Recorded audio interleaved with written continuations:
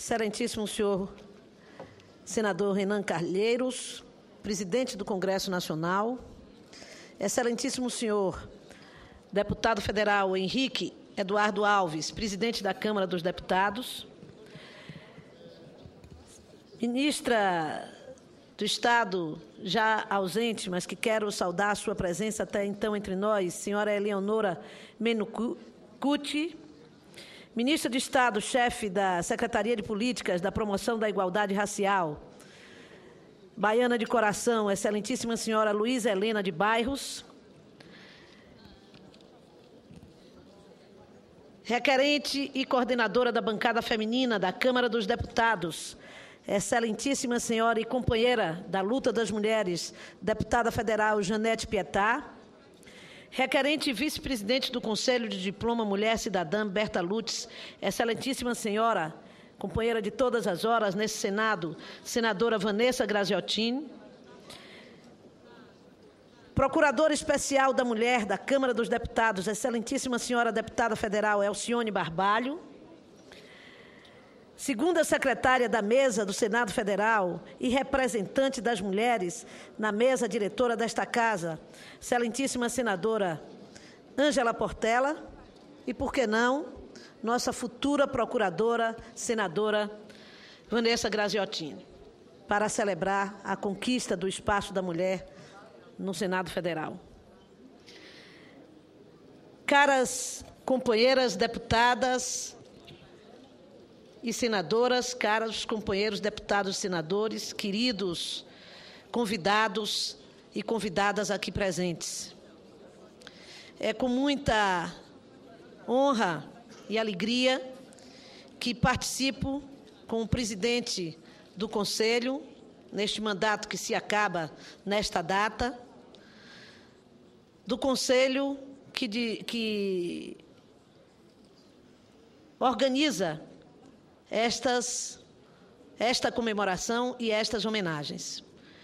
Trata-se do diploma que leva o nome de Berta Lutz, ativista brasileira, nascida em São Paulo, uma das pioneiras do movimento feminista do Brasil e a quem as mulheres brasileiras devem, sem dúvida, a aprovação da legislação que lhes outorgou o direito de votar e serem votadas, em 1932.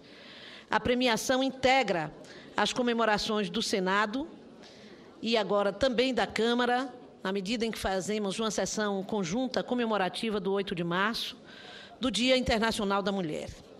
O dia 8 de março, como foi lembrado pelos oradores, presidente do Senado e da Câmara dos Deputados,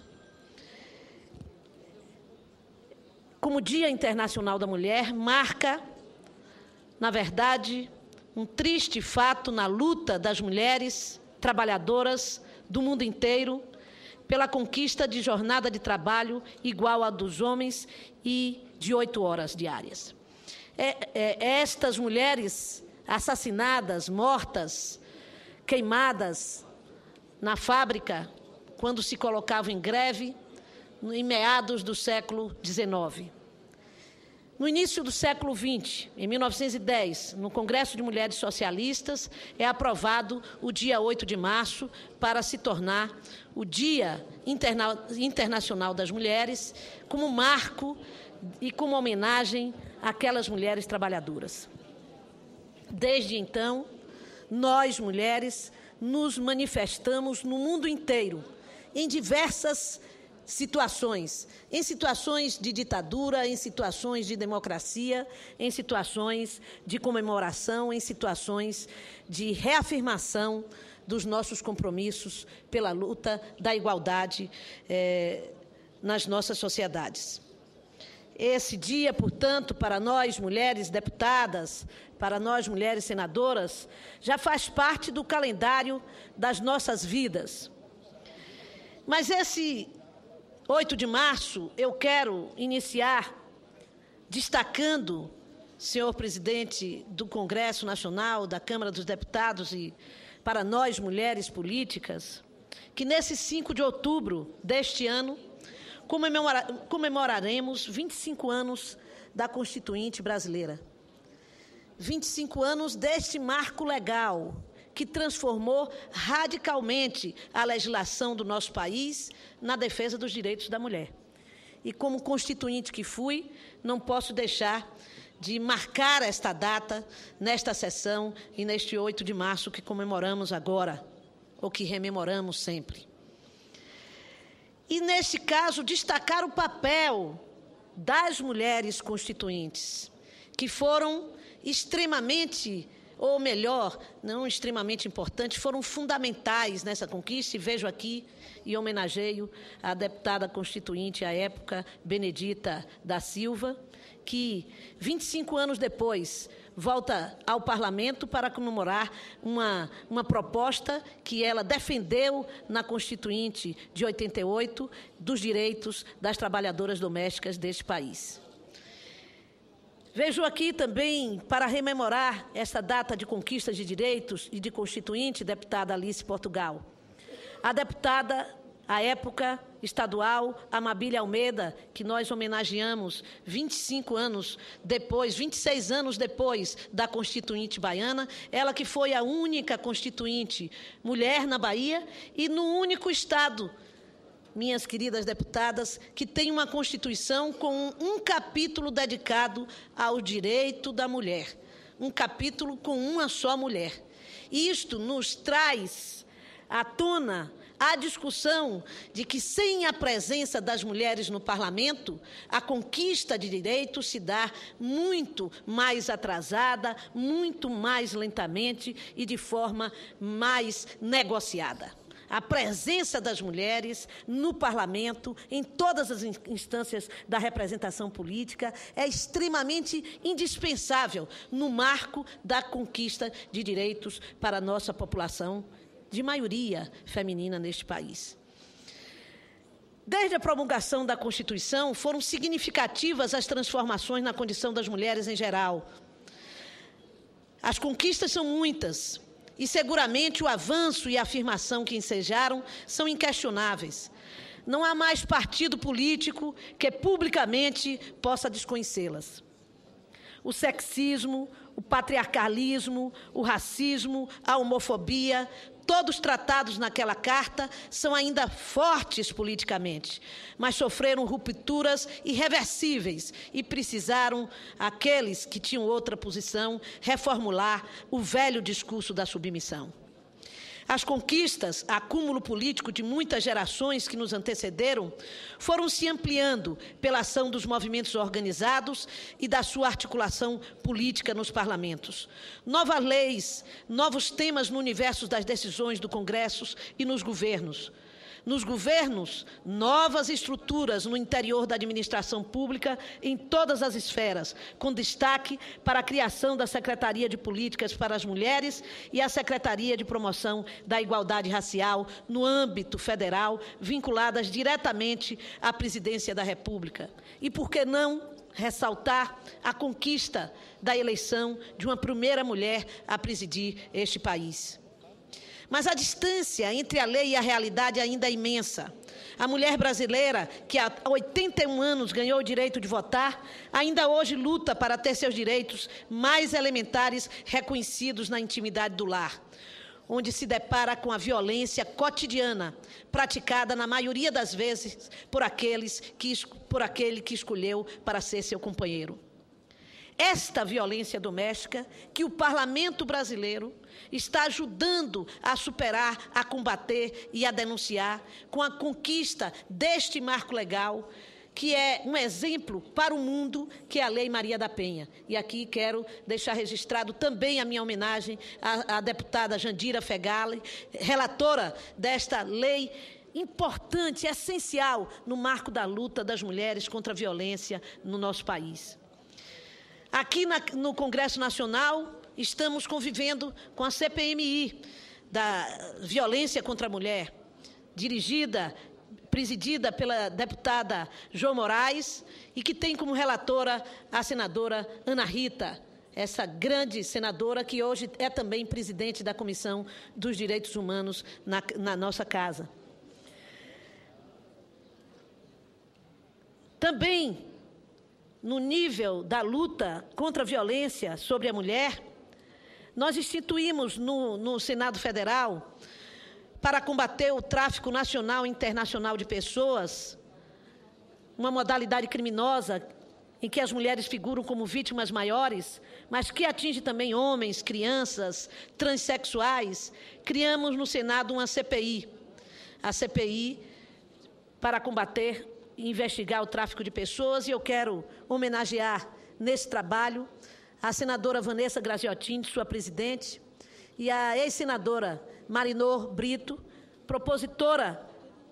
proponente desta CPI, que participou como sua primeira relatora e depois, por afastamento do Senado Federal, eu pude ter a honra e a sorte de substituí-la como relatora. E apresentamos, senhor presidente do Senado, um projeto ampliando a concepção legal do tráfico e atuando no sentido de, na lei, prever a prevenção ao tráfico de pessoas, as medidas e ações de prevenção, as medidas e ações de punição e as medidas de ação de proteção às vítimas do tráfico de pessoas.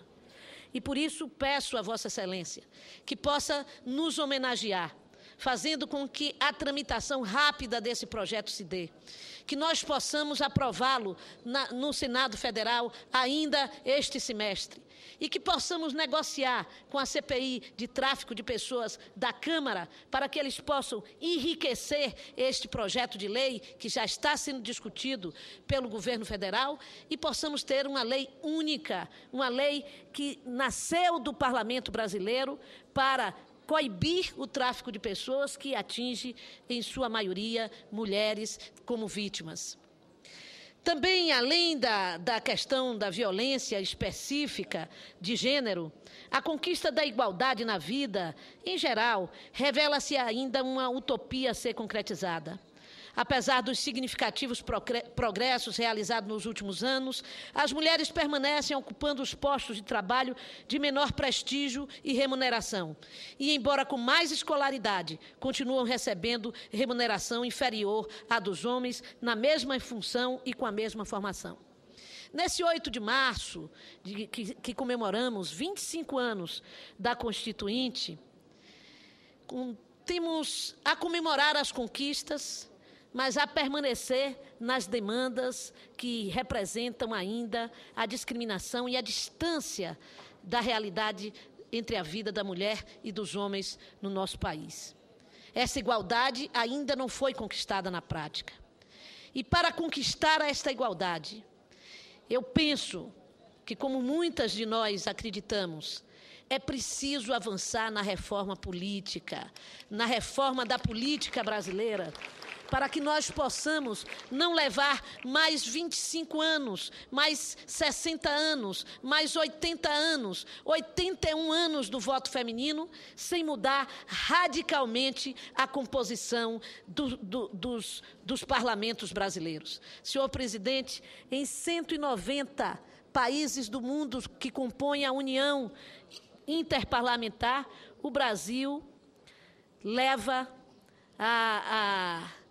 carrega essa mancha do 159º lugar, ou seja, 159 lugar em 190 na participação da mulher no parlamento. No Senado e na Câmara nós não chegamos a 10%.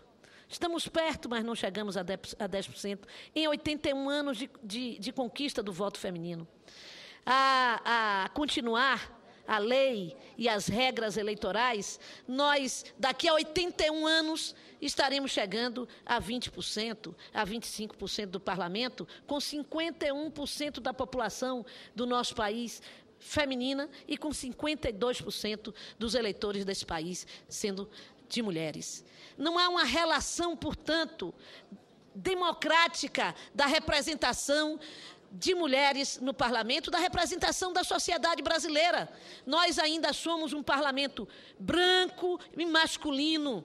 Nós precisamos mudar essa referência se realmente quisermos aprofundar a democracia em nosso país. O nosso parlamento precisa ser um parlamento de mulheres e de negros.